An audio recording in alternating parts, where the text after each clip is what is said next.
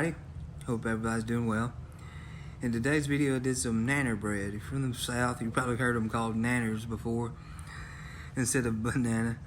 But this is my banana bread recipe. It's really close to my pumpkin bread recipe, except I'm using bananas and walnuts. That's pretty much the difference. And this was spurred on by when I made the pumpkin bread. One of my subscribers, Mike, would talk about banana bread, and it clicked in me. I was like, man, I need to make some banana bread too. So thank you, Matt, for the idea there. But like I said, it's really close to the pumpkin bread. I'll have the recipe down below so you can see how I did it and what's all in it. I did it in low pans this time, so it did knock off some time.